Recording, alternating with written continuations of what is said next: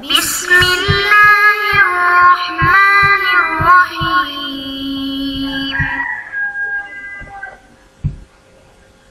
بسم اللہ الرحمن الرحیم۔ السلام علیکم ورحمۃ اللہ وبرکاتہ۔ عزیز طلبہ، امید ہے بخیر و عافیت ہوں گے۔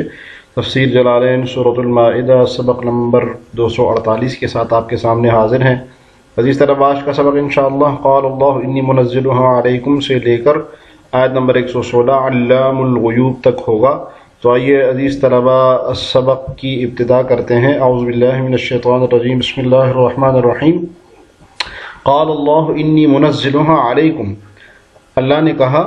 کہ میں بے شک تم پر وہ دسترخوان اتار دوں گا۔ فمن یکفر بعد منکم، لیکن اس کے بعد تم میں سے جو شخص بھی کفر کرے گا، فإنی اعذبہ عذابا لا اعذبہ احدا من العالمین،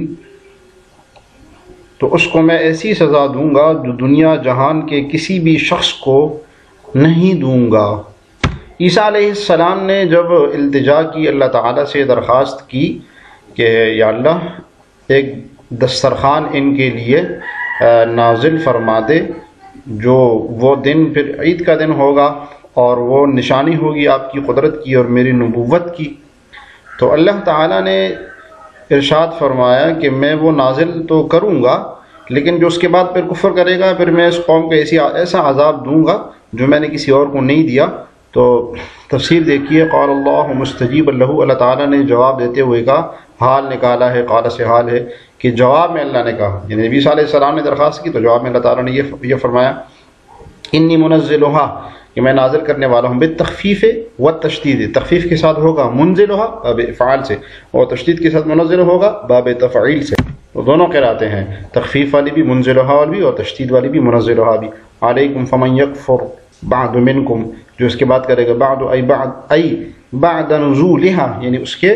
نزول کے بعد، اشارہ ہے کہ بعد کا مضاف الیہ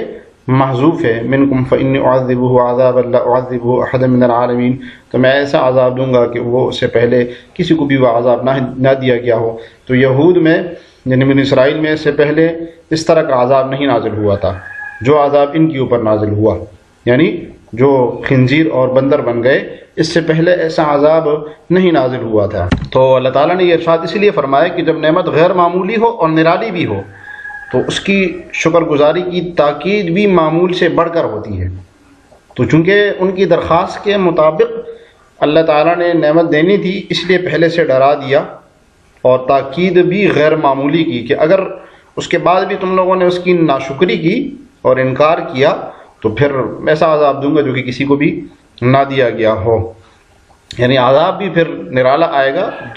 جب نعمت نرالی آئے گی ناشکری کے نتیجے میں عذاب بھی نرالا آئے گا۔ فنظرت الملائکۃ بہا من السماء، تو اس دسترخوان کو فرشتوں نے آسمان سے اتارا، علیہا سبعۃ ارغف وسبعۃ احواد، جس پر 7 قسم کی چپاتیاں تھیں اور 7 اس میں مچھلیاں تھیں۔ ارغف یہ ارغفہ رغیف کی جمع ہوتی ہے، خبز چپاتی کو کہتے ہیں، اور احواد حوت کی جمع ہے، یہ وہ مشہور یعنی مچھلی کو کہتے ہیں۔ فَأَكَلُوا مِنْهَا حَتَّى شَبِعُوا، تو انہوں نے کھایا اس میں سے یہاں تک کہ وہ سیر ہو گئے۔ وقال ابن عباس رضی اللہ عنہما، عبداللہ ابن عباس رضی اللہ عنہما کا یہی قول ہے کہ یہ یعنی اترا تھا، یہ چیزیں اتری تھی۔ وفی الحدیث، ایک حدیث میں ہے کہ انزلت المائدۃ من السماء خبزا ولحما، کہ آسمان سے جو ہے ایک دسترخوان اتارا گیا جس میں خبز یعنی کہ چپاتی تھے، ولحما اور جس میں گوشت تھا۔ ایک روایت حضرت عبداللہ ابن عباس رضی اللہ عنہ کی یہ ہے کہ جو دسترخوان اتارا گیا تھا اس میں سب کچھ تھا سوائے خبز اور لحم کے،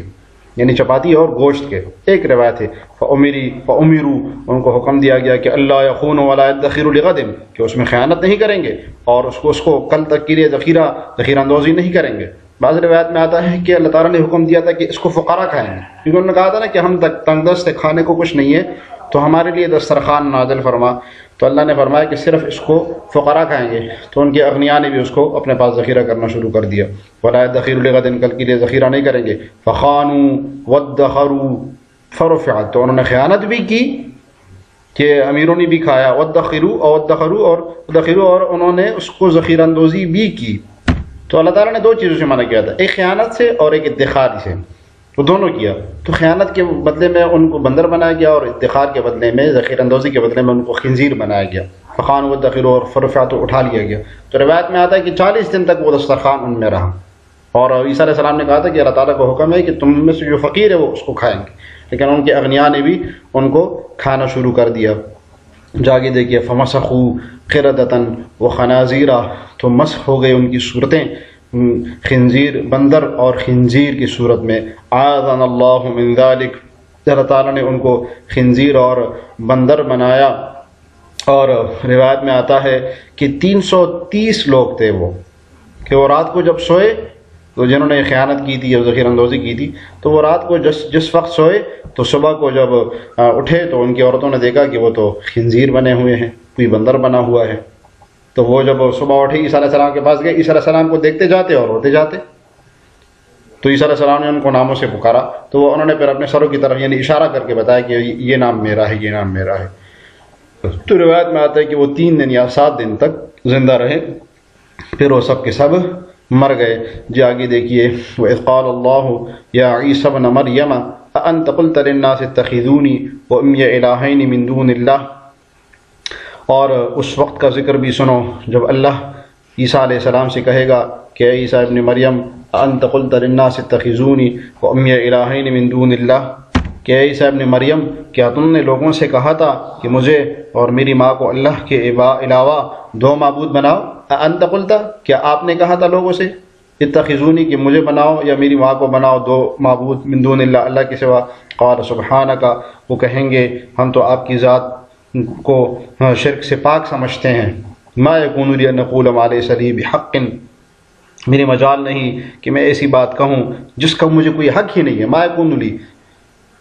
مجھے کوئی مجال نہیں ہے کہ ان اقول کہ میں کہوں ایسی بات لیس لی بحق، جس کا مجھے کوئی حق نہیں ہے۔ ان کنت قلتہ، اگر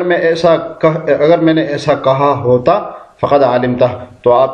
کو یقیناً آپ کے علم میں ہوتا۔ تعلم ما فی نفسی ولا اعلم ما فی نفسک، آپ وہ باتیں جانتے ہیں جو میرے دل میں پوشیدہ ہیں اور میں اور آپ کی پوشیدہ باتوں کو نہیں جانتا۔ انک انت علام الغیوب، یقیناً آپ کو تو تمام چھپی ہوئی باتوں کا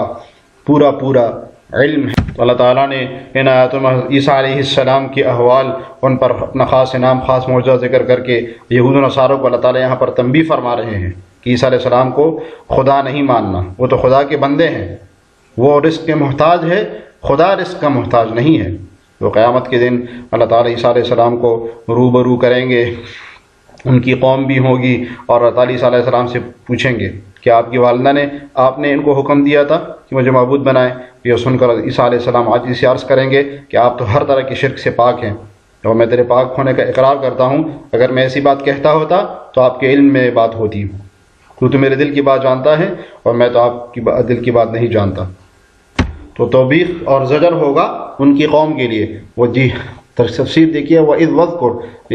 اشارہ ہے کہ اذ مفعول فی ہے، اذکر فعل محذوف کے لیے، قال ای یقول، قال اشارہ ہے کہ یہاں پر قال ماضی کا صیغہ ہے لیکن مضارع کے معنی میں ہے۔ تو ایسا ہوتا ہے کہ ماضی کا صیغہ لایا جاتا ہے، مضارع کے معنی میں ہوتا ہے، گویا یہ معاملہ ہو گیا، یعنی قیامت کے دن ایسا ہوگا کہ اللہ تعالیٰ اپنی قوم عیسیٰ علیہ السلام کی قوم کو ان کی روبرو کر کے یہ سوال پوچھیں گے، لیکن اللہ تعالیٰ نے اس کو ماضی کی صیغے کے ساتھ تعبیر کیا ہے کہ وہ یہ معاملہ ہو گیا، یعنی اس میں اتنی تاکید ہے۔ جی اللہ تعالیٰ نے اللہ تعالیٰ فرمائیں گے عیسیٰ علیہ السلام کو فی القیامت، کہاں پر فرمائیں گے؟ قیامت کے دن، توبیخا لقومہ، کیوں فرمائیں گے؟ اللہ تعالیٰ سوال کیوں کریں گے کہ اللہ تعالیٰ کو علم نہیں ہے، اللہ تعالیٰ کو اس بات کا پتہ نہیں ہے، معلوم نہیں ہے، کیوں؟ اس عیسیٰ علیہ السلام کی قوم کی زجر و توبیخ کے لیے کیا فرمائیں گے؟ یا عیسیٰ ابن مریم انت قلت للناس اتخذونی، کیا آپ نے اپنی قوم سے لوگوں سے کہا تھا کہ مجھے اور وہ امی الہ، یا آپ کی والدہ نے کہا تھا کہ مجھے اور آپ کی والدہ کو جو ہے 2 معبود بنائے اللہ تعالیٰ کے سوا، کہ مجھے بنائے یا اور مجھے اور میری والدہ کو معبود بناؤ؟ قال، تو عیسیٰ وقد ارعد، عیسیٰ علیہ السلام فرمائیں گے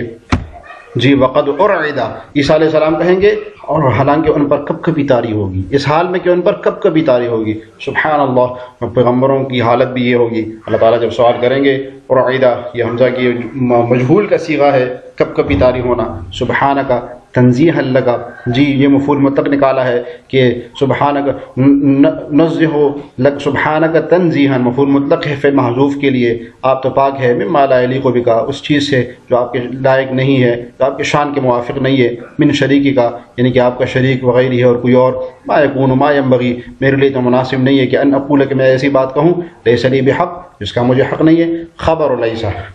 بحق جار مجرور، لیس کی خبر ہے،